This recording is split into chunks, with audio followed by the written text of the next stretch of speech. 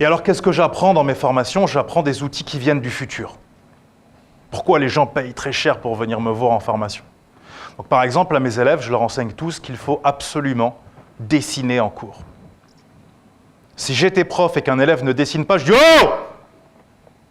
Pourquoi tu ne dessines pas ?»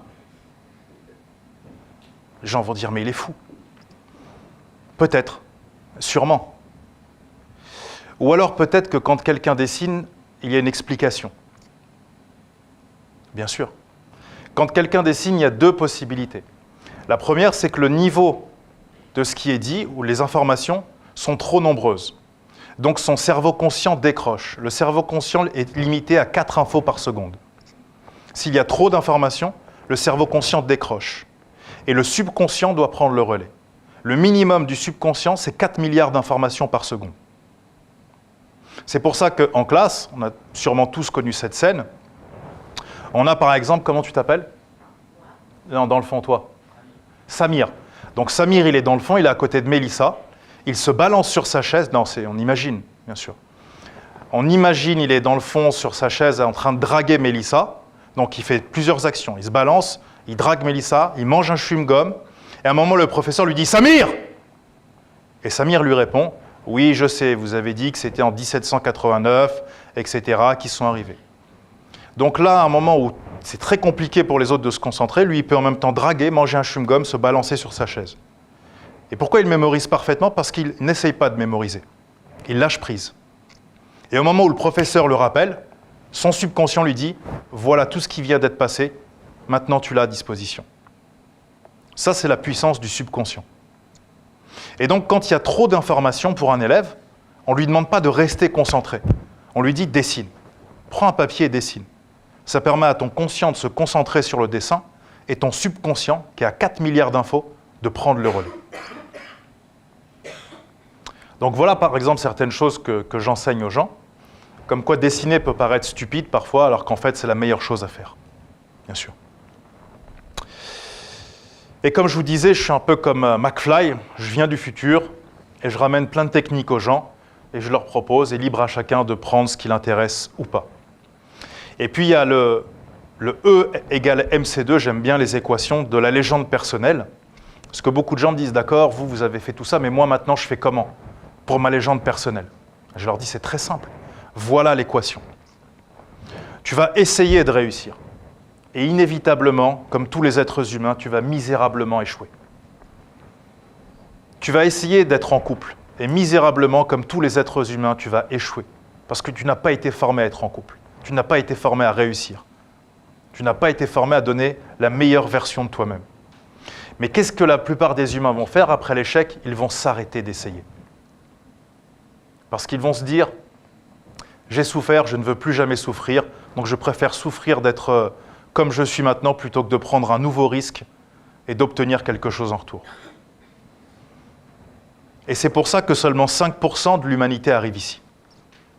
Parce que les 5% ont compris qu'il fallait essayer, échouer, jusqu'à trouver le bon chemin pour réussir. Et il faut complètement oublier, si vous voulez réussir, les notions de gain, de perte et d'échec. Vous allez perdre, vous allez échouer, vous allez souffrir. Et comme 95% de l'humanité n'est pas prêt à ça, si vous le faites, vous allez obtenir ce que seulement 5% de l'humanité obtient. En termes de réussite, en termes d'argent, en termes de potentiel intellectuel, etc. Et les étapes, je vous les ai écrites. Donc la première étape, la plus importante quand on est jeune, c'est de chercher quel est ton pouvoir. Parce que tout le monde a un pouvoir dans cette pièce. Chercher son pouvoir sans compétences techniques, ça demande 10 ans. Une fois que tu as trouvé ton... évidemment, tu vas échouer. Donc chercher son pouvoir, ça peut être se dire, moi je veux faire du rap. Je veux être un rappeur. Donc, par exemple, moi j'ai voulu être rappeur à une époque. Et puis après, le rap me plaisait plus, donc j'ai fait du slam. Vous connaissez tous le slam? Voilà. Et j'ai été champion de France de slam. Et puis après, ça ne me plaisait plus. J'ai écrit des livres. Et puis, de fil en aiguille. Donc au début, je pensais que c'était le rap, la vérité. Et puis ensuite, le slam. Et puis ensuite, l'écriture. Et aujourd'hui, j'écris. Mais peut-être que ce n'est pas la vérité ultime. C'est pour ça que tu dois chercher ton pouvoir, chercher encore, trouver ton pouvoir, et ensuite transmettre ton pouvoir aux autres. Donc si quelqu'un est passionné par le rap, qu'il a fait un album, il a fait tout ça, la meilleure chose maintenant, c'est de faire des concerts. Et puis ensuite des ateliers d'écriture. C'est ça sa légende personnelle. Si quelqu'un est entrepreneur qui sait gagner des millions, c'est facile pour lui de gagner des millions. Qu'est-ce qu'il doit faire? Il doit enseigner quoi aux gens? Comment gagner des millions facilement? Tu vois? Si quelqu'un est bon à l'école, qu'est-ce qu'il doit faire? Il enseigne aux gens comment être bon à l'école. Tout simplement. Et donc la stratégie 2 qui va avec la légende personnelle, ce qui est hyper important, c'est d'avoir un rêve. Et souvent on vous dira, ouais, c'est niais, ouais, avoir un rêve, ouais, t'es dans les nuages et tout. Bien sûr, bien sûr. Alors, voilà le rêve de 2 personnages que je vais vous présenter. C'était de se taper le Dawn Wall, le mur le plus dur au monde à escalader. Donc vous voyez, hein, c'est tout droit.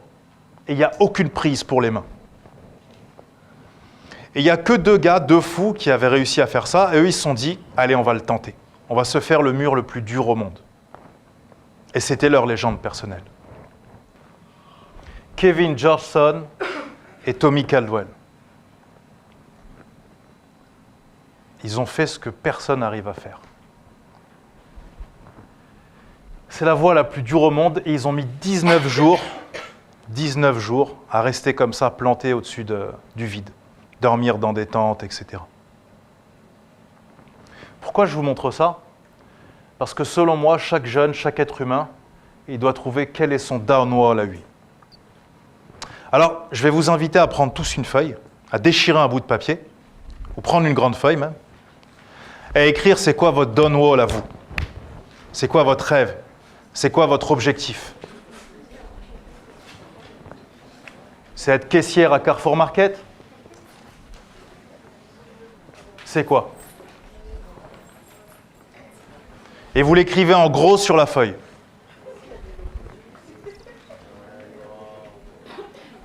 Et sur cette autre feuille, vous allez marquer, si jamais ça ne fonctionne pas, si vous n'y arrivez pas, si vous échouez,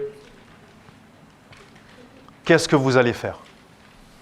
Vous allez travailler à Orly, à Roissy, bagagiste, vous allez faire chauffeur Uber, caissière à Carrefour Market, votre plan B en fait.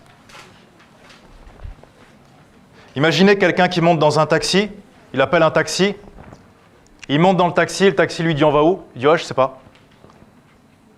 Il dit mais je peux pas t'emmener si tu sais pas. Il dit non, roule, vas-y, roule, on va voir. Si votre père il est chauffeur de taxi qui vous raconte ça quand il rentre le soir, et tu dis après, on a roulé pendant des heures, et il disait rien, non, il regardait par la fenêtre, il était content. Vous dites quoi de cette personne? Il est stupide, il va monter dans un taxi, c'est pas où il va. Ça, c'est juste un taxi. Ça, c'est juste un taxi. Imaginez quelqu'un, il ne sait pas où il va dans sa vie. Donc, vous avez tous écrit votre rêve et votre plan B, n'est-ce pas? Super.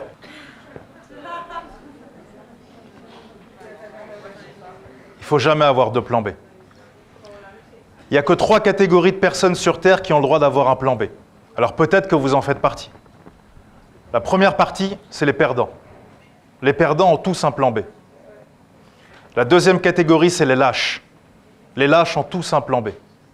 Et la dernière catégorie, la meilleure, celle que je préfère, c'est les faibles d'esprit. Les faibles d'esprit ont tous un plan B. Pourquoi il ne faut pas avoir de plan B? Alors, il y a un livre que vous avez sûrement tous lu, puisque c'est un des 10 classiques de l'humanité, qui s'appelle L'art de la guerre de Sun Tzu. Vous connaissez Sun Tzu? Dans son livre, Sun Tzu explique que quand on prend d'assaut un village et qu'on encercle les villageois, on doit toujours laisser une petite issue pour qu'ils puissent s'échapper. Et beaucoup d'empereurs lui disaient « Mais pourquoi tu fais ça ?» Et c'est vrai qu'il se rendait compte qu'à chaque fois qu'il faisait ça, il gagnait la guerre. À chaque fois qu'il encerclait un château, il laissait une petite issue. Un village, il laissait une issue. Et c'est vrai qu'à chaque fois, l'armée gagnait. Un jour, l'empereur était exténué et lui dit « Écoute, explique-moi quelle est cette technique extraordinaire. » Et Sun Tzu lui dit « Quand on encercle un village et qu'on va massacrer hommes, femmes et enfants, et que les gens voient qu'ils n'ont plus aucune issue, comme l'homme et la femme savent qu'ils vont mourir de toute façon, ils vont ramasser ce qu'ils peuvent et ils vont se battre avec ce qu'on appelle l'énergie du désespoir. Et à ce moment-là, une simple femme ou un seul homme peut combattre 10 samouraïs et lui tout seul.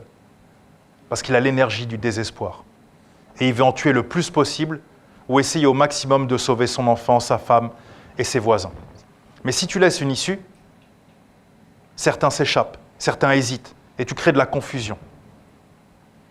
Donc si tu veux gagner la guerre, tu dois toujours laisser une issue aux gens. Le cerveau, c'est la même chose que la guerre. Si tu laisses une issue dans ton cerveau et que tu te dis « Allez, je fais mon ONG. Ouais, mais au cas où ça ne marche pas, je fais quoi ? Bah, je vais reprendre la cuisine. Bah, je vais faire ça. Ouais, non, après, je ferai ça, de toute façon. » Qu'est-ce que tu es en train de faire dans ton cerveau ? La même chose que Sun Tzu fait dans un village. Tu crées une faille. Et cette faille t'empêche de te battre avec l'énergie du désespoir. C'est-à-dire qu'une fois que tu as trouvé ton downwall, oublie tout le reste. Oublie tout le reste. Et conquiert ton downwall. C'est la seule et unique chose que tu as à faire. Et ça nous amène à la stratégie 3, la stratégie du choix.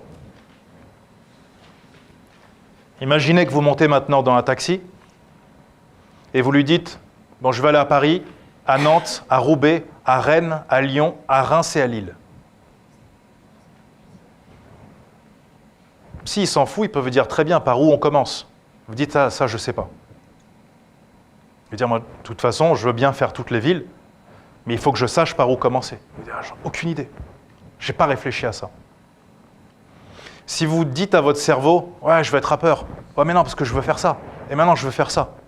C'est comme si vous dites à un taxi, je veux aller partout. À la fin, il ira nulle part. C'est pour ça qu'un downwall, il en faut un. Il n'en faut pas 40, il n'en faut pas 20. Si tu as décidé d'être quelque chose, fais-le. Va jusqu'au bout. Si ça se trouve, c'est n'importe quoi. Mais au moins, tu auras essayé. Mais si tu n'essayes pas, ou si tu restes à courir plein de lièvres à la fois, à la fin, tu n'en attraperas aucun. Et il y a des gens, j'aime beaucoup ce profil de personnalité, il y a des gens, ils ont toujours des projets. Ils ont plein de projets tout le temps. Ils ont un projet par là, ils ont une idée, ils changent tous les jours. Et moi, j'appelle ça des brasseurs d'air professionnels. Ils brassent de l'air. Ça fait beaucoup de mouvements, ça fait beaucoup de bruit, ça parle beaucoup, mais ça ne fait rien du tout. Et donc, ces gens-là, ce que je les invite à faire, c'est, il y a un endroit où ils seront bien, c'est travailler dans les climatiseurs. Tout ce qui est climatisation. Comme ils brassent de l'air, dans la climatisation, ils seront à l'aise. Ça leur rappellera leur vraie nature, les brasseurs d'air. Quand on leur demandera pourquoi ils travaillent dans la clim, et moi j'ai brassé de l'air toute ma vie, moi. Que parler, je bouge à gauche, à droite. Donc c'était ce qui me convenait le mieux. Un mec, il est venu un jour à Laval, il m'a dit, donc j'ai fait climatisation. C'est un choix qu'on respecte. Et on doit se poser la question de savoir, est-ce que dans la vie, sur Terre, dans les 6 milliards d'êtres humains, est-ce que je veux être un apport, je veux apporter quelque chose, ou je veux être un ajout? J'ai beaucoup de jeunes qui viennent et me disent « Ouais, moi je veux vers ceci. Et quand je serai là-bas, tac, je vais faire ça, je vais gratter, je vais... » Alors, quand tu vas dans un milieu, que ce soit l'humanitaire, le rap game ou ce que tu as envie, si tu viens pour prendre, tu as perdu d'avance. Les seuls qui gagnent, c'est ceux qui viennent pour apporter quelque chose. Steve Jobs, il n'est pas venu pour devenir milliardaire, il s'en foutait. Il avait une idée. Michel-Ange, il n'est pas venu pour devenir le peintre le plus célèbre au monde. Il avait une idée. Il était fou de peinture. Tu vois ? Donc si tu viens pour apporter, là, il peut se passer des choses miraculeuses. Mais si tu veux juste être un ajout, prends cette décision d'être juste un ajout. Mais il faut que tu fasses ce choix. Est-ce que dans l'humanité, je veux être un apport ? Ou est-ce que je veux juste être un ajout ? Ça me suffit à moi. Et puis oui, souvent, quand on ne veut pas être dérangé, on met son téléphone en mode avion. Il y a des gens, leur life, elle est en mode avion. Et ils ne captent rien. Ils sont à la ramasse. Pas de réseau, pas de 3G, même pas de Edge. Ils ne sont plus connectés au monde. Tu vois. Ils sont dans leur monde à eux. Et dans ton monde à toi, tu as quoi? Tu as les photos qui sont déjà là, tu as les applications qui marchent sans rien, mais le reste du monde, tu n'es pas connecté. Et ça, c'est un choix. Tu peux décider ça, si tu as envie d'être tranquille. Mais si tu as envie d'être en mode guerre, en mode légende personnelle, en mode je conquiers le monde, et que tu es en mode avion, ça ne peut pas fonctionner. Donc tout ça, c'est des choix. Et moi, je respecte les deux. J'ai un grand respect pour les deux. Je préfère quelqu'un qui me dit, écoute-moi, ma life, je n'ai pas envie de me prendre la tête, je suis en mode avion. Tranquille. Plutôt que quelqu'un qui me dit, ouais, moi, je suis en mode guerre et tout. Et en vrai, quand je regarde ses actions, les actions d'un mec qui est en mode avion. Ça n'a aucun sens. Au moins, le premier, il est aligné avec ses valeurs et ses principes. Et alors moi, j'ai beaucoup de gens qui me disent « Ouais, moi, je vais devenir millionnaire, tac, truc. » Ah ouais, génial. Donc, levez la main dans cette salle, si je devais vous faire choisir, qui veut devenir pauvre? Vraiment, c'est un mesquine, il n'a pas d'oseille, il ouvre le frigo, ses gosses, il n'y a rien à manger, ils sont habillés avec des vieux vêtements à la ramasse. Levez la main, celui qui va être un pauvre. Personne. Et si je vous dis j'avais une baguette magique, je peux vous transformer en millionnaire, levez la main ceux qui veulent devenir millionnaire. Voilà, simplement, tu vois. Voilà, tu vois. Madame, non, pas millionnaire, ça ne vous intéresse pas. Entre deux. Ouais, c'est trop millionnaire pour elle, elle a dit ouais, non, on se calme. 500 000 euros, ça va, ça me suffit. Tranquille. Millionnaire ou pauvre? Une fois, j'ai un ami qui est parti dans un groupe de réflexion et il travaille sur Internet, comme moi, il vend ses formations sur Internet. Et puis, il voulait acheter un outil à 5 000 $. Et pour lui et moi, c'était énorme, 5 000 $. Et il a parlé avec une femme aux États-Unis qui travaillait dans des cliniques. Et puis, elle est partie voir des mentors, des coachs et tout ça. Ils lui ont dit, mais attendez, vous êtes brillante. Vous êtes enfermée dans des cliniques avec des gens médiocres. Ouvrez votre propre clinique. Elle a dit, non, j'y arriverai jamais. Donc, elle avait plein de croyances limitantes. Et puis, un jour, elle s'est lancée.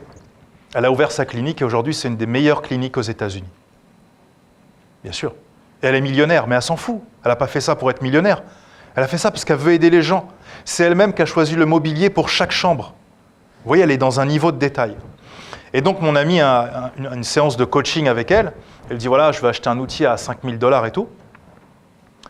Et elle lui dit, tu veux gagner combien? Il dit, voilà, j'ai plusieurs millions à gagner, etc. D'accord. Et donc, elle lui a dit cette phrase.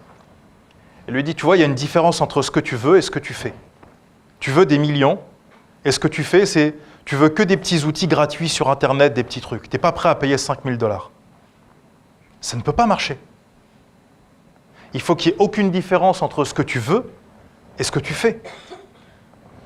Et ensuite, il lui a dit, juste pour m'expliquer concrètement, donc qu'est-ce que je dois faire? Et elle lui a dit cette phrase magnifique. Elle lui dit, tu vois, tu as des objectifs qui sont comme ça, et tu as des actions qui sont comme ça. Donc, tu as deux possibilités. Soit tu descends tes objectifs au niveau de tes actions, des petites actions, donc des petits objectifs, donc une petite vie. Soit tu veux des grands objectifs, et à ce moment-là, il te faut des grandes actions. Il te faut te lever très tôt, il te faut des outils à 5 000 $, il te faut te former, il te faut retourner à l'école, etc., etc. Et moi, je vois beaucoup de gens, ils ont des projets comme ça.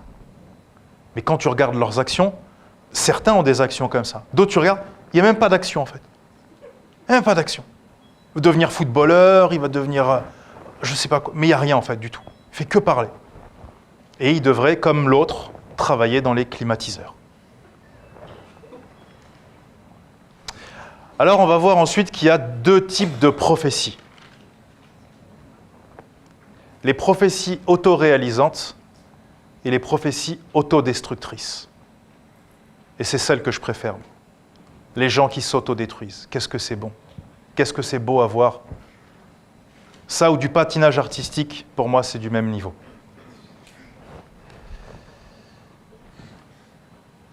Millionnaire, c'est possible ou pas de devenir millionnaire?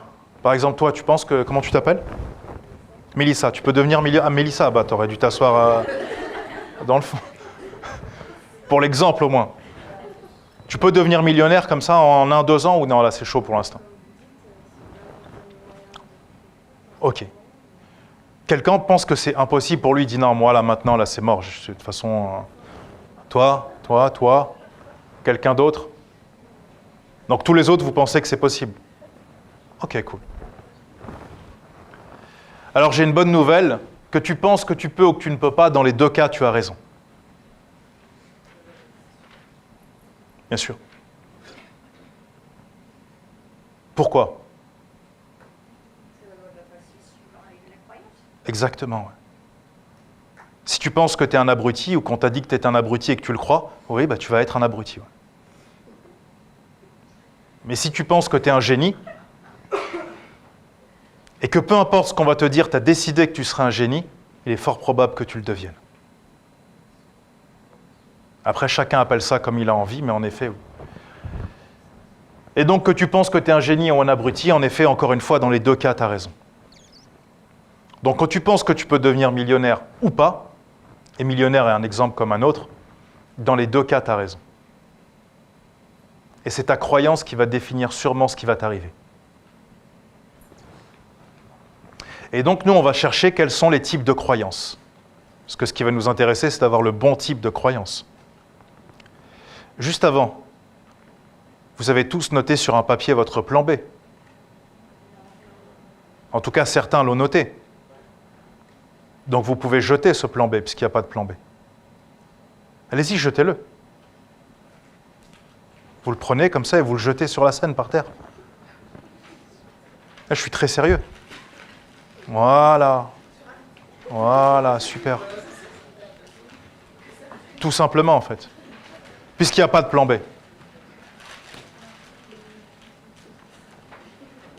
Il y a un plan B ou pas? Il n'y a pas de plan B. Non. Voilà, tout simplement. Tout simplement.